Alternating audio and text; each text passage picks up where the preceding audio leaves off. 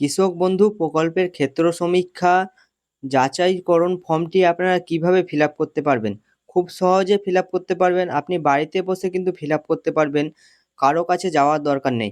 প্রথমে আপনারা fill up করার জন্য এখানে দেখতে পাচ্ছেন কৃষক বন্ধু আইডি নম্বর, সেই আইডি নম্বরটা আপনারা দিয়ে দেবেন। আইডি নম্বরটা কিভাবে বের করবেন সেটা দেখে নিন। কৃষক বন্ধু আইডিটি বের করার জন্য প্রথমে আপনারা ক্রোম ব্রাউজারে চলে আসবেন।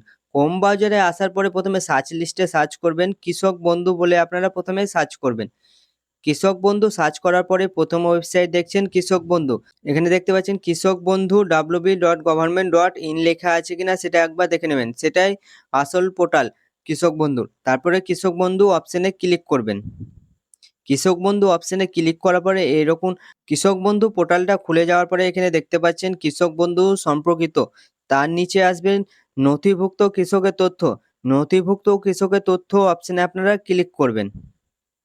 ক্লিক করার পরে এখানে দেখতে পাচ্ছেন কৃষক বন্ধু, একটু জুম করে নেবেন। জুম করার পরে এখানে দেখতে পাচ্ছেন সিলেক্ট অপশন, তারপরে লেখা আছে আইডি নম্বর। সিলেক্ট অপশনে আপনারা হাত দেবেন। হাত দেওয়ার পরে দেখতে পাচ্ছেন এখানে voter card, Aadhaar card, bank account, কেবিআইডি, মোবাইল নম্বর, অ্যাকনলেজমেন্ট নম্বর, এই সব অপশনের মধ্যে যে কোনো একটা অপশন চুজ করে নেবেন।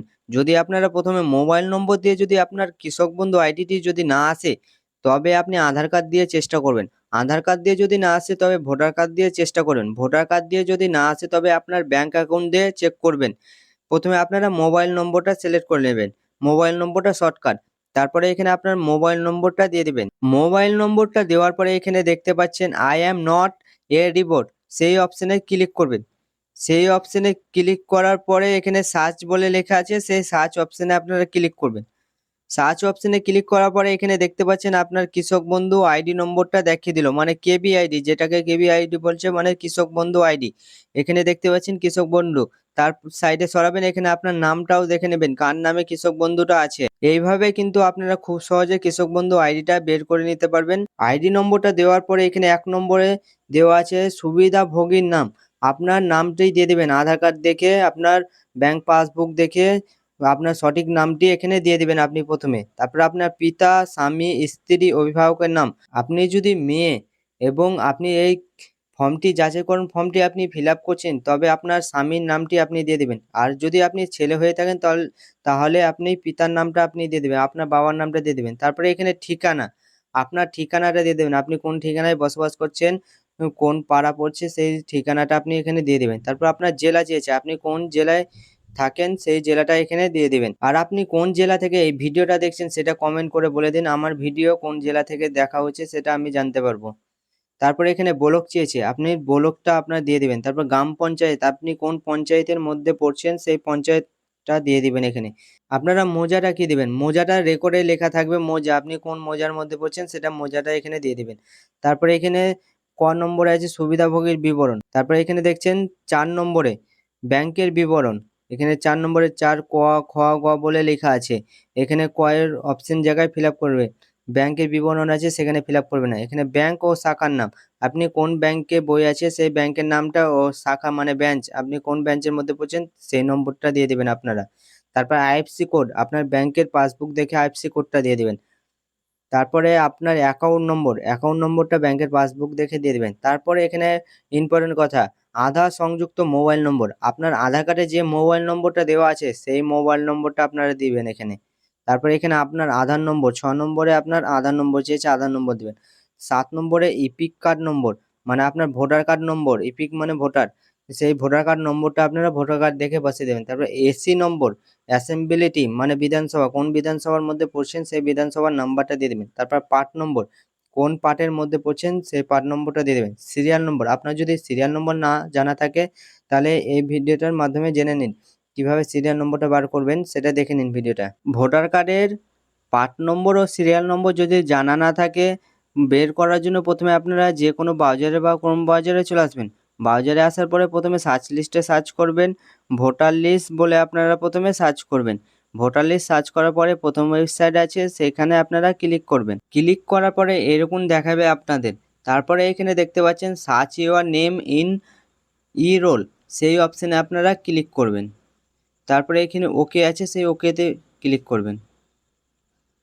ওকেতে ক্লিক করার পরে প্রথমে দেখতে পাচ্ছেন সিলেক্ট ল্যাঙ্গুয়েজ, আপনি কোন ভাষাতে আপনার দেখতে চান সেটা এখান থেকে সিলেক্ট করে নেবেন। সিলেক্ট করার পরে এখানে ইপিক নাম্বার, আপনার ভোটার কার্ডে যে ইপিক নম্বরটা আছে সেই নম্বরটা আপনারা এখানে দিয়ে দেবেন। ভোটার কার্ডের নম্বরটা দেওয়ার পরে এখানে আপনাকে স্টেট মানে আপনি কোন রাজ্যে বসবাস করেন সেটা এখান থেকে সিলেক্ট করে নেবেন। সিলেক্ট করার পরে এখানে দেখতে পাচ্ছেন ক্যাপচারটা যেমন আছে তেমন আপনারা ফিল করে নেবেন। ক্যাপচারটা দেওয়ার পরে এখানে সার্চ বলে লেখা আছে, সেই সার্চ অপশানে ক্লিক করবেন।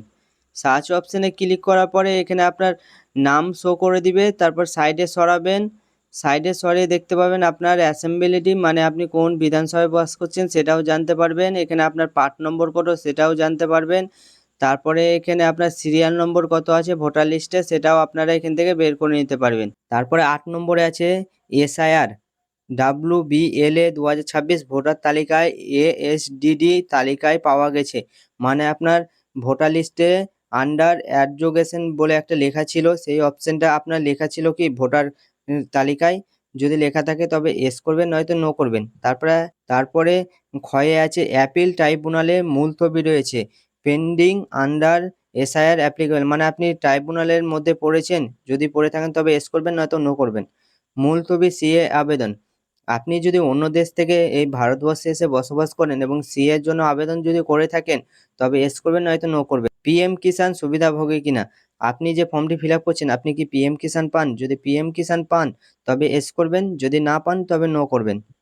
তারপর 10 নম্বরে আছে প্রধান পেশা, আপনি কি কাজ করেন, এখানে দেওয়া আছে আপনি মূলত কৃষকটা দিয়ে দিবেন, এতে আপনাদের অনেকের সুবিধা হবে। আপনারা কৃষক বন্ধু ফর্মটি ফিল আপ করছেন তাই আপনাদের রেকমেন্ড করব কৃষকটা দেওয়ার, কৃষকটা আপনারা দিয়ে দেবেন। তারপরে এখানে চাষযোগ্য জমির বিবরণ 11 নম্বরে 11 ক খ গটা ফিল আপ করতে হবে আপনাদের, 11 নম্বরে সোজাসুজি ফিল আপ করবে না। তারপরে এখানে 11 কয়ে চেয়েছে জেএল নম্বর, আপনার রেকর্ড দেখে সেই জেএল নম্বরটা দিয়ে দেবেন। তারপরে ক্ষয়ে চেয়েছে খতিয়ান নম্বর, সেই রেকর্ডেই পাবেন কিন্তু আপনারা, দাগ নম্বর রেকর্ডেই পাবেন। তারপর ঘয়ে আছে চাষযোগ্য জমির পরিমাণ, আপনার রেকর্ডে লেখা থাকবে কত একর, এখানে একরে চেয়েছে কিন্তু আপনারা একরে দিবেন। তারপরে এখানে স্বর্ণলিপি এর তারিখ, খতিয়ানের তারিখ, ডেট অফ রেকর্ড, মানে আপনার রেকর্ডটা কবে হয়েছিল আপনার রেকর্ডেই দেখতে পাবেন, রেকর্ডেই ডেটটা দেওয়া থাকবে আপনার।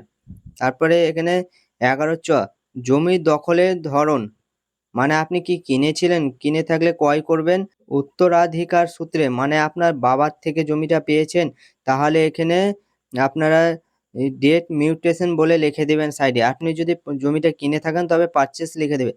তারপরে এখানে 12 নম্বরে আছে আয়কর প্রদানকারী কিনা, আপনি কি ইনকাম ট্যাক্স দেন, যদি ইনকাম ট্যাক্স দিয়ে থাকেন তবে এস করবেন, যদি ইনকাম ট্যাক্স না দিয়ে থাকেন তবে নো করবেন। তারপরে এখানে স্বামী স্ত্রী বিবরণ, এখানে প্রথমে আপনার স্বামী বা স্ত্রীর নামটা দিয়ে দিবেন, মানে আপনি যদি ছেলে হয়ে আবেদন করেন তবে আপনার স্ত্রীর নামটা দিবেন, আপনি যদি মেয়ে হয়ে আবেদন করেন তবে স্বামীর নামটা দিবেন। তারপরে এখানে ব্যাংক বিবরণ, মানে আপনার ব্যাংকের ডিটেলস, মানে এটা কার লাগবে, এটা আপনার স্ত্রী, যদি আপনি আবেদন হয়ে থাকেন আবেদনকারী মানে ছেলে, তাহলে আপনার স্ত্রীর ব্যাংক অ্যাকাউন্টটা এখানে নম্বরটা দিয়ে দিবেন। আপনি যদি মেয়ে আবেদন হয়ে থাকেন তবে আপনার স্বামীর ব্যাংক অ্যাকাউন্ট নম্বরটা দিবেন। যদি আপনি মৃত হয়ে থাকে কোনো ব্যক্তি বা স্বামী স্ত্রীর মধ্যে তাহলে এখানে ফাঁকা ছেড়ে দেবেন। তারপরে এখানে 14 কয়েল দেখতে পাচ্ছেন ব্যাংক ও শাখার নাম, ব্যাংক ও শাখার নামটা আপনারা দিয়ে দেবেন। তারপর আইএফসি কোডটাও দিয়ে দেবেন। তারপর ব্যাংক অ্যাকাউন্ট নম্বর সেটাও আপনারা দিয়ে দেবেন। তারপর এখানে আধার সংযুক্ত মোবাইল নম্বর, আপনার স্ত্রীর আধার কার্ডে যে মোবাইল নম্বরটা থাকবে সেই মোবাইল নম্বরটা দিবেন।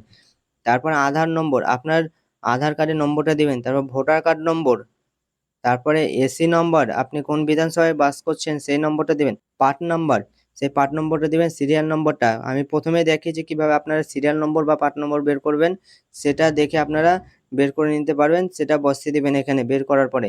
তারপরে এখানে ইম্পর্টেন্ট 18 নম্বর KBN সুবিধাভোগী কিনা, এখানে অনেকে ভুল করেন। KBN মানে কৃষক বন্ধু নতুন সুবিধাভোগী, আপনার যদি স্ত্রী কৃষক বন্ধুর জন্য নতুন আবেদন করে থাকে বা কৃষক বন্ধু আবেদন নতুন করেছেন, টাকা পেয়েছেন, তবে আপনারা এখানে যদি সুবিধাভোগী হয়ে থাকে তবে এস করবেন নয়তো নো করে দেবেন। তারপরে এখানে কয়ে এসআইআর, সেই আগে বলেছিলাম ভোটার তালিকায় যদি এডুকেশন যদি অপশনটা লেখা থাকে তবে এস করবেন, যদি না থাকে নো করবেন। অ্যাপিল ট্রাইব্যুনাল মুলতবি রয়েছে, মানে সেই ট্রাইব্যুনালে যদি আপনার লিস্টে নাম থাকে তবে এস করবেন, যদি নাম যদি না থাকে তবে নো করবেন। মুলতবি সিএএ আবেদন, আপনি যদি অন্য দেশ থেকে যদি এসে থাকে, যার বিবরণটা এখানে দিচ্ছেন, তাহলে যদি সিএ এর জন্য আবেদন করে থাকে তবে এস করবেন, যদি না করে থাকেন তাহলে নো করবেন। তারপরে এখানে 20 নম্বর লেখা আছে পিএম কিষানের সুবিধাভোগী কিনা। আপনি যার এখানে ডিটেলসটা দিচ্ছেন সে কি পিএম কিষান পায়, যদি পেয়ে থাকে তবে এস করবেন, নয়তো নো করে দেবেন। তারপরে পেশা, এখানে সেই একই পেশা, কৃষক, কেন্দ্রীয় সরকার, রাজ্য সরকার। আপনি মূলত কৃষকটা সিলেক্ট করবেন। সুবিধাভোগী স্বাক্ষর, মানে এখানে আপনার সইটা করে দিবেন, যে আবেদন করছে তার সইটা এখানে কিন্তু লাগবে। তারপরে এখানে প্রাপ্তির স্বীকার ও অ্যাকনলেজমেন্ট, এখানে আপনার কিছু করার দরকার নেই, এখানে অফিসাররা করবে, আপনার ফর্মটি যাচাই করার সময় ওরা ফিল আপ করবে এটা, এখানে আর ফিল আপ করার দরকার নেই। এইভাবে কিন্তু আপনারা কিন্তু কৃষক বন্ধু যাচাইকরণ ফর্মটি কিন্তু আপনারা ফিল আপ করতে পারবেন খুব সহজে বাড়িতে বসে। যদি ভিডিওটা আপনাদের কাজে আসে বা আপনাদের ভালো লেগে থাকে তবে একটা লাইক এন্ড একটা সাবস্ক্রাইব করে চ্যানেলের পাশে থাকবেন। ধন্যবাদ বন্ধুরা।